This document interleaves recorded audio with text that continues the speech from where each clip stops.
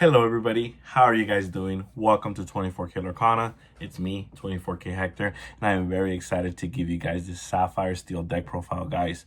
This deck is still really good, honestly. It can still fight back, it can still compete in the meta. And the reason I say this, we're gonna give kind of details of my experience in testing. It was okay. It was doing pretty good. A lot of the Lorcana loss I got was because I ended up getting disconnected and stuff like that. But I ended up taking it to the double elimination tournament that happened at TCG with Lorcana Fran and Top Choice Gaming. They kind of combined together and made this tournament. It was a money tournament. It ended up being a pot of 32 and a pot of 16 players. So two different pots. Three of my teammates, all of my 5 teammates were in pot 1, and we kind of just decided to make a call. They like, anybody that signed up early want to go to pot 2, you have that choice. So me and Daniel, that you guys know him from the Lorcana Cookout, we decided to take it for the team. We're gonna go to the top 16, to the 16 pot, and that's kind of where I played my Sapphire Steel deck. The deck was pretty good. There was a few issues that I had, and I can say that both of my losses were kind of due to the same issue.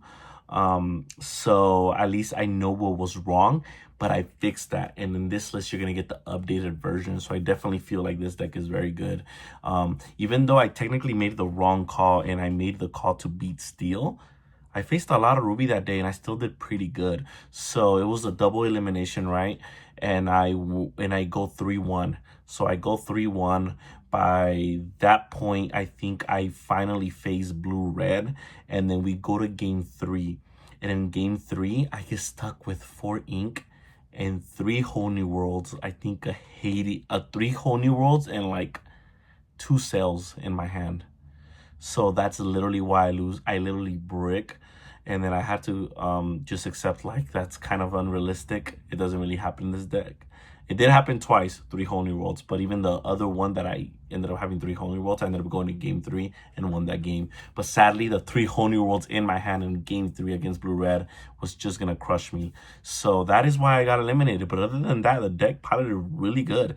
Definitely was competing. I think I 2-0'd out of my 3 wins, 2 of them, and then one of them was game 3, and then the one that beat me, guys, I actually set up lethal, and then he top decked his last Be Prepared. He only plays 3 out of the 2. Also, he was playing Madame Medusa, which a lot of Ruby Amethyst don't play, and he kept bouncing it back and hitting my Sad Boy Beast.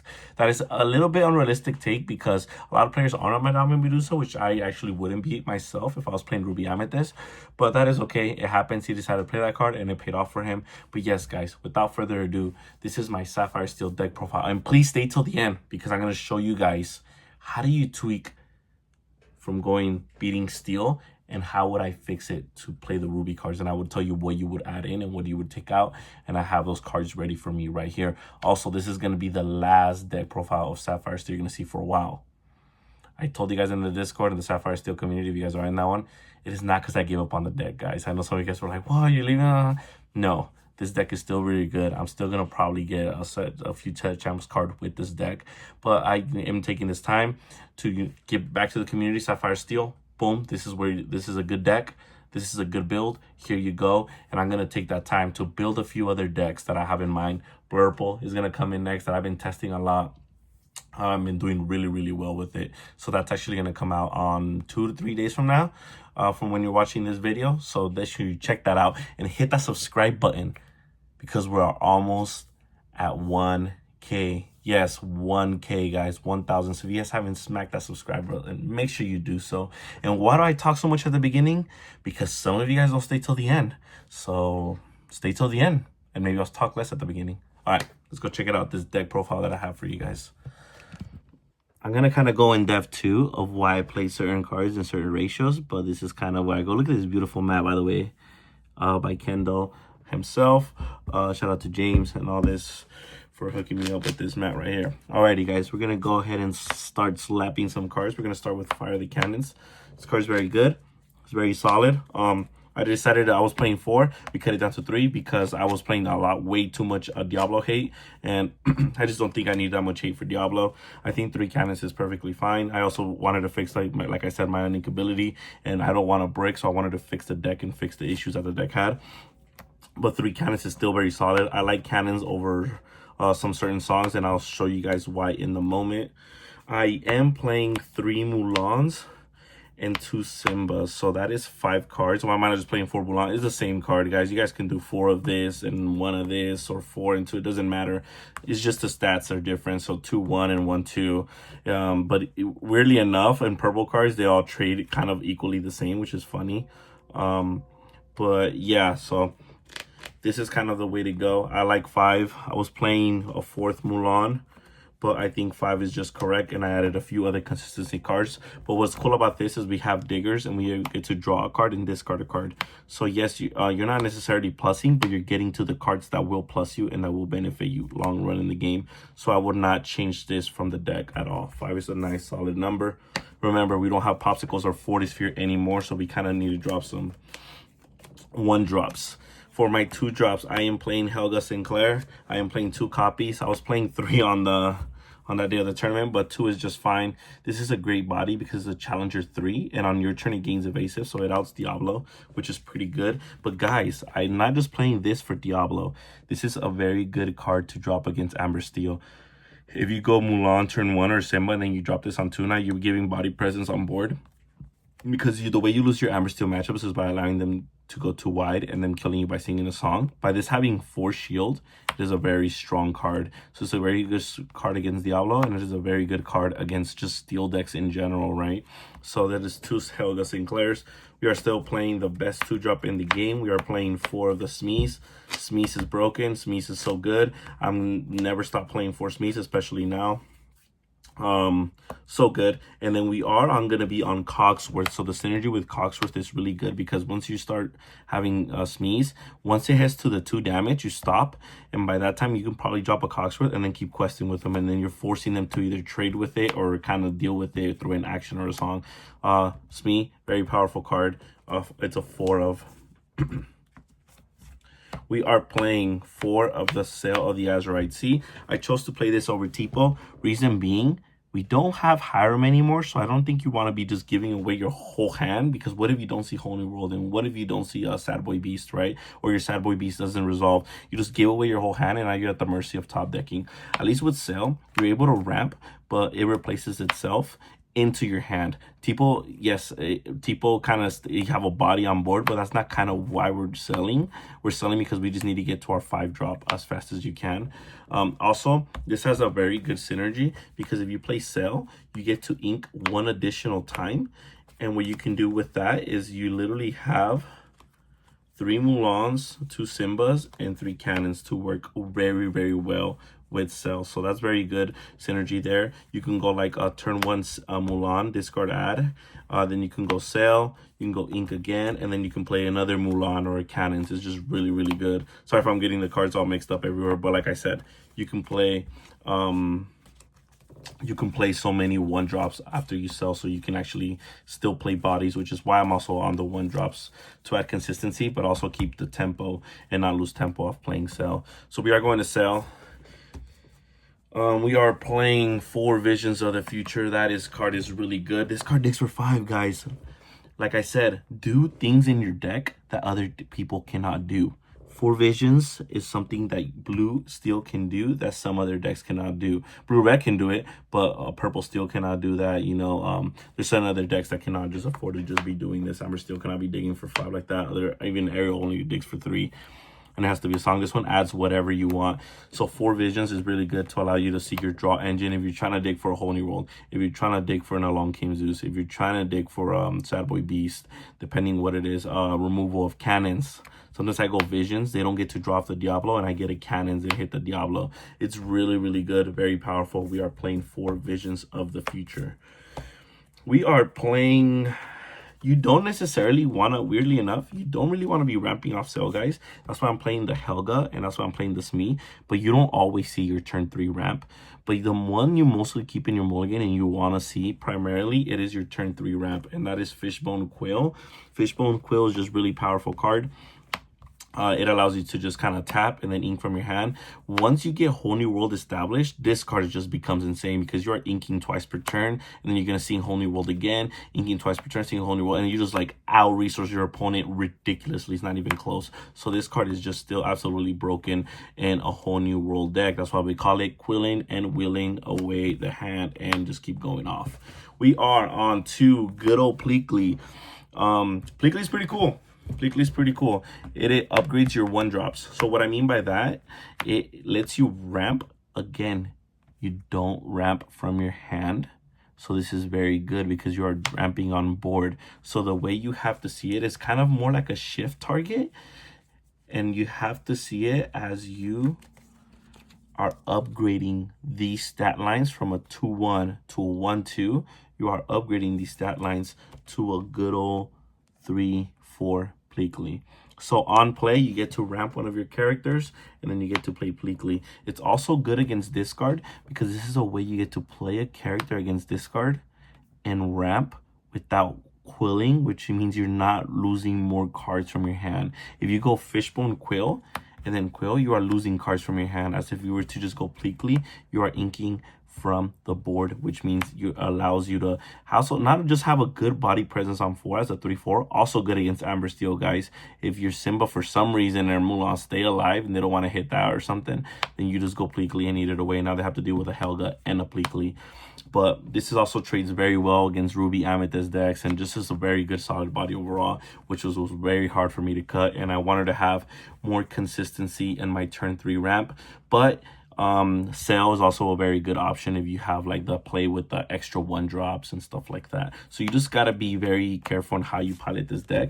I'm not gonna lie, this is a very skill heavy pilot based deck, so you kind of, it does take a lot. I'm not gonna lie, skill, it is pretty hard to play, but once you figure out all the mulligan lines and all the patterns, you should be okay.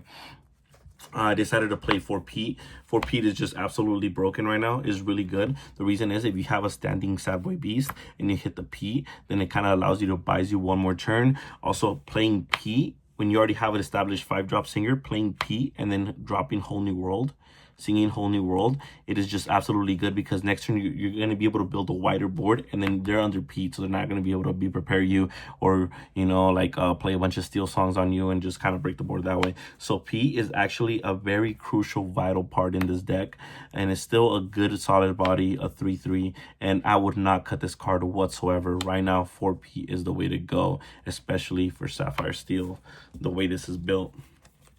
Now, you didn't see your 3-drop and you went the Sail route. I did want to play 2 Gramatalas. You don't usually go the Sail route. Like I said, you go more of the Fishbone Quill route, and then you go more of the Fishbone Quill route, and then you go more of the Pleakley route. But Gramatala is still very good. The reason why Gramatala is really good is because unlike Visions, you throw it in your discard and then you add another card. With Gramatala, you play her. Gramatala stays on board, and then you get to grab a card that you pick from the 2 cards. So in a way, it does just say draw a card, which is very, very good. This type of cards are really strong, really solid. I wish I could add more, but the way I still want to ramp on 3, so I don't want to prioritize the ramp on 2 with Tipo and Sail and go to Tala. This is kind of a different deck where I kind of want to go turn 3 Quill and Pleakley, but I still wanted to add a body that can still help me big in case I don't see those other lines that I want to see. So that is why I'm playing 2 Gramatalas. And now for a song that Along Came Zeus, that Gramatala can sing is Along Came Zeus. Your other 5-drops, we play a lot of 5-drops in this deck can sing this. This is a very good card because it kills low to the ground problems, it kills mid to the ground problems, but also kills big Sisus and Maui Sharks and just big threats without losing a lot of tempo. I just love this card. It just feels like a 4-drop Dragonfire. Sometimes hard casting this doesn't even feel bad. 3 Along Came Zeus is going to be very hard for me to anytime go lower than that on the Along Came Zeus.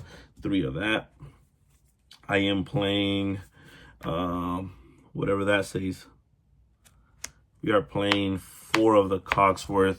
This card is just absolutely broken. He is your guaranteed singer. He is the one that's no matter what's going to stick because it has ward. He is also the one that's going to be such a problematic headache for steel matchups because it gives everything else resist. And guess what? They can't out this because it has ward. This card is absolutely broken. Again, play unfair cards that your deck can play and no other deck can. So we are going to maximize and play 4 Cogsworths. It synergizes very well with this deck. I am on 2 Chenpo. Chenpo was really good all day, especially if you establish a Cogsworth. If this card sings or a Sad Boy Beast sings, you want to be able to have ways to protect that. And Chenpo was just the best kind of bodyguard we kind of have currently. Lady Cluck and these other Plutos and all that, they have like a limited amount of strength, and then or scenarios where they can lose all their strength like Pluto, right? But Chenpo will always be a 4/7, so they fully have to deal with the 7 as a steel deck, and they have to deal as a 4 strength, which is an issue for Ruby as well. So it's a 4, which is great for Ruby, and it's a 7, which is great for Steel. So this is an absolutely great card. Again, ratios, you can kind of fix it up, but I think 2 is just perfectly fine. You don't absolutely need it, but it does come out nicely after a whole new world. You don't keep this in Mulligan, by the way. You kind of want to see this more mid to late game when you're really trying to protect that board in case you don't see Pete or some other cards. We also are playing 4 of the Sad Boy Beast. Guys, shout out to Phil. You guys know Phil, but one of the best judges in SoCal, not the best judge. He actually let me borrow the other 2. I give it back to him. And then shout out to Top Choice Gaming, my sponsor, to let me borrow 2 again because I am back on this card. This card is just really good. It's really strong.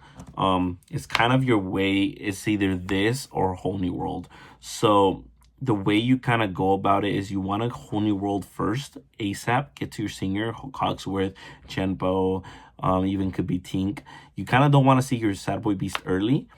But if you do, then I guess you kind of go this route. And then when you run out with Sad Boy Beast, then you Whole New World. But I still sometimes don't see Whole New World, so this is a very, very good option. Or there's the decks that cannot deal with this standing up, so they're just going to continue to draw and just have that powerful engine. He's really good. Also, if they hurt him, he gains strength. So yes, you no longer get the draw, but now he's able to just swing and get your value that way. So he's just a very, very powerful card. This is another card that you just don't touch and you keep at 4. We are playing 2 Grab Your Swords because we are going to end up playing Tinkerbell in this deck. So Tink plus Grab Your Swords, but you're playing a lot of 5-drop singers, is still absolutely amazing when you're able to deal 3 across the board, or you're able to go Grab Your Swords and then double cannons. I've done that before too, or Grab Your Sword and a grab and it kills the little ones plus a big one. Like, Grab Your Sword is just still a great card that there's no reason us not to play, especially when we have Fishbone Quill that we can ink it in bad matchups, but it does come up here and there and it's still very good to have a 2 of. We are on 2 Let It Go. You need more removal. I don't want to play For a Long Came Zeus. I wish I could, but it's uninkable, so we are doing Let It Go. Also, you have a lot of singers, so you're able to sing Let It Go on tempo. Or sometimes you sing Whole New World and then you see this and you don't want to go wider board or something because you're afraid of a B-Pep and you didn't see P. You just break away their board, hit Let It Go or hit stuff like that. This hits anything. This hits A-Drop Tamatoas as well, and hits stuff that some Long King Zeus targets does not hit. 2 Let It Go is just nice. I wish I could play a 3rd, but I was able to fit 1 card instead of the Let It Go that I'll show you guys in a bit. We are playing a whole new world because we have a whole new ban list. So we have to play this card again. But this card is still absolutely beautiful. It's absolutely busted. Guys, when I was just able to play a singer and then just like develop a board, have more ink than them and just whole new roll them, and I discard 1 card or nothing and then discard like 4, and then I do it again and then I do it again, it's just broken. Again, a realistic kind of thing with this deck is you kind of only want to resolve whole new roll twice. You play 4 because you want to see at least 2, but you should only need to like resolve it twice for you to like technically like for sure guaranteed you the wins. If you see whole new world, see a hand, and then you see another copy of Whole New World, you probably just automatically win the game, especially when you establish cards like Sail, Pleakley, and Quill. It's just absolutely broken, guys. The card advantage you get from this is absolutely too insane not to play. Now that we lost Hiram, you absolutely need this, and this card is still very powerful and very strong. we are playing. Shout out to Bam Bam, aka Carlos from the Lorcana Cookout. He actually let me borrow this enchanted Tinkerbell. So shout out to him. Forgot to give it back to him, but I'll see him this weekend. So I'll be in San Diego this weekend, guys. Catch me there. You guys are there. And then I'm gonna play 3 Tinkerbell.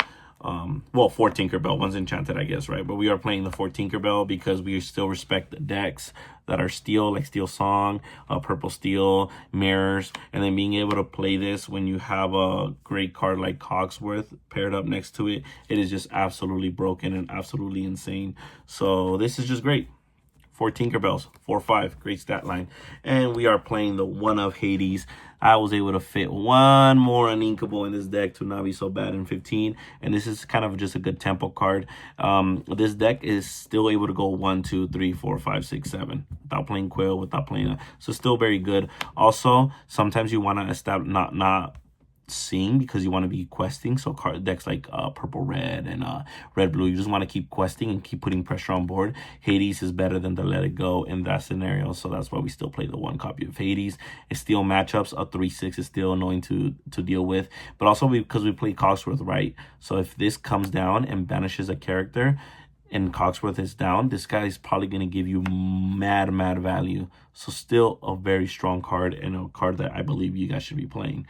But that is kind of the deck. And then I did say, but Hector, I don't need that many cannons. I don't need that many gravity swords. I don't need Helga because there's rarely any Diablos or Steel Song in my locals or in my big tournament set champs coming up. Then guess what, guys? I have the solution and I have it here. And sorry this video is long, but I wanted to make sure, guys, I give you some detailed guide on how to play this deck and how it functions. I at least explain my ratios, right? But also check out coaching. If you guys need coaching on Blue Steel and you want to make sure that you're fine without Hiram, hit me up on my Discord and we can talk about all that. But you want to fix the steel matchup, and you're just you're good on the steel matchup. You just want to fix the ruby, and you know you're gonna go against a bunch of ruby. This is what the cards that you're gonna be adding. You can consider adding cards like Chicha instead of the Helga. So if you cut 1 cannons and 2 Helga, that gives you 3 slots, and that is where the 3 Chicha come in. And if you want to add it a step further, the Chicha's absolutely broken, guys. This is a great card that every time you ink twice on your second ink, you play Quill, you're going to draw a card, so it replaces itself, and you can do that, and you can bait out brawls, and you can kill temples because they have to absolutely respect Chicha. So that is one way to do it against red-blue. Even purple-red is just absolutely broken.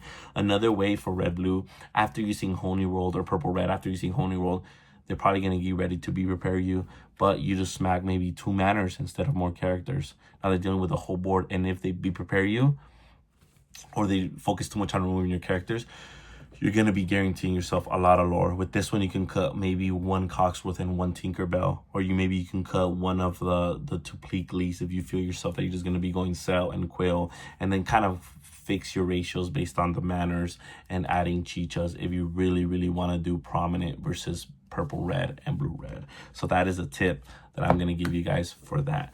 But yes, thank you guys for watching. Smack that like, subscribe, show this to a friend.